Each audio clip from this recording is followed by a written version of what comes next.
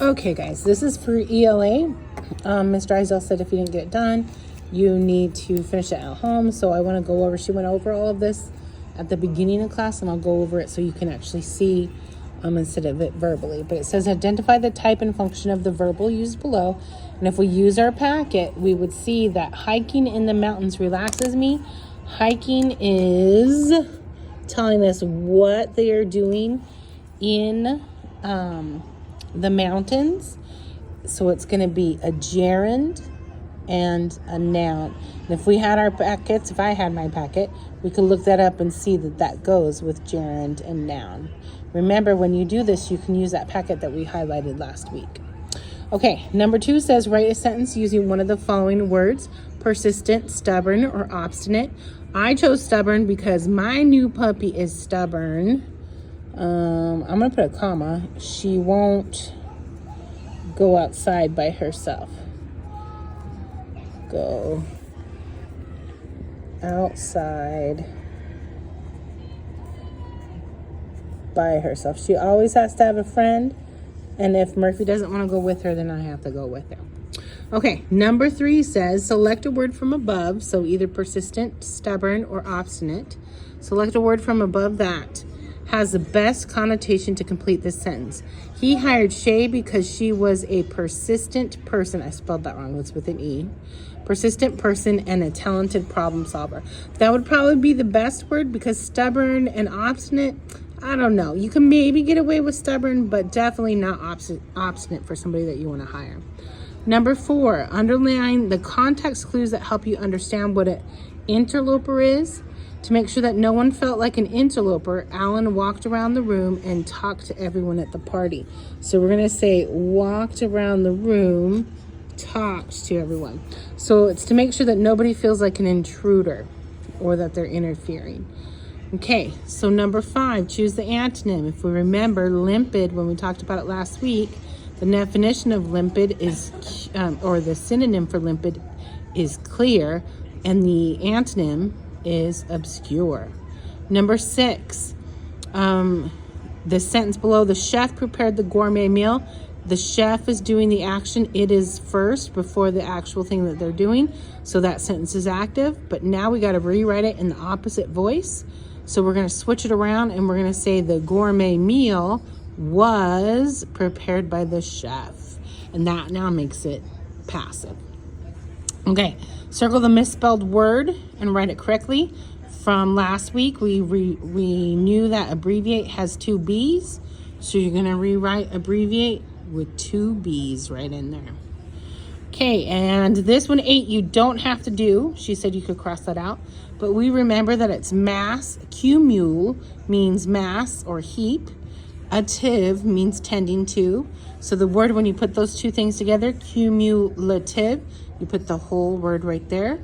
And the definition, it's increasing by additions. So it's to add more and more to whatever pile or mass or heap. Okay, 5 words that we can use that either have cumul in it or ative. We got native, interrogative, cumulate, accumulate, affirmative. And those are all ones that we should have had from last week. And then choose a matching analogy.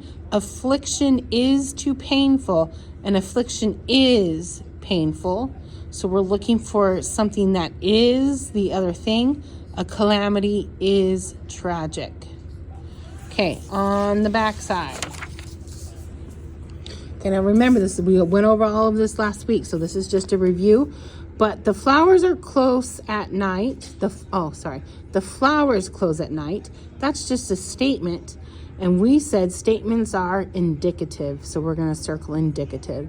Remember, interrogative is a question. Conditional is if then. Subjunctive is a wish. And imperative is a command. Okay, we got to fix this sentence. It says, I can lie a blanket down to save our spot if it's getting crowded. Well, it needs a period.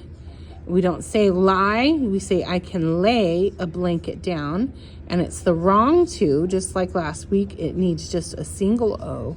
Save our spot if, and just like last week, we need an apostrophe here. And getting crowded, there's the period. Number 13, which of the following would you never want to abate? And remember, abate means to lessen the amount of. So like a storm can be really, really bad, and then it can get less scary. An illness, you can get better, so it's less of the illness. And fear or terror, you can become less afraid or less terrorized. But we don't want our ability to make decisions to abate. We always want to be able to make decisions. Okay, number 14, you don't have to do, but this is just like our sample that we had last week. Much like her friends, comma, Jane wore wild, comma, unique outfits, comma, which she made herself. So if you want to do that, you can just add in the 3 commas there, just like we had in our practice last week. And then number 15, choose the synonym, the word that means the same as bizarre. And we know bizarre is something that's strange or odd or out of the ordinary. So the synonym, the same meaning, is strange. And in our bell work last week, we learned that customary is the antonym. Okay, we're combining these sentences below into one sentence. The European explorers brought new technology to the New World. They also brought deadly diseases. This could be, there's many different possibilities for answers, but we could put, in addition to new technology, comma, the European explorers also brought deadly diseases to the New World.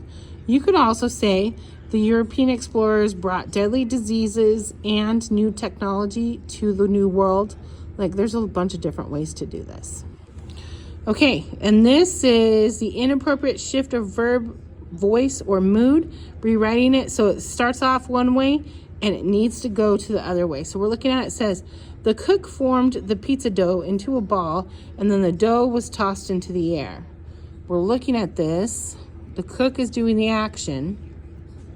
The cook formed the pizza dough into a ball and he ended up doing the action, so we could say, and toss the dough into the air. That way the cook's doing all the action together. Okay, then looking at this sentence. My mother allows me great latitude in how I dress and never questions my wardrobe choices. We're looking at, is latitude the distance? Well, actually, no, this isn't talking about distance. Great latitude in how I dress. Is it talking about a region marked by its distance from the equator? No. Ooh, freedom from strict rules. I like that. Ding, ding, ding, ding, ding. Okay, number 19. Underline and identify any gerunds, participles, or infinitives. We stop to watch the magician. To watch is our infinitive, and it's acting as an adverb. And this is just like our practice last week. Obstruction, let's break it up. Obstruct, including the T, and then yun, obstruction. Okay, do this. You can rewind this video, pause it whenever you need to, but make sure that you get this done to be turned in tomorrow.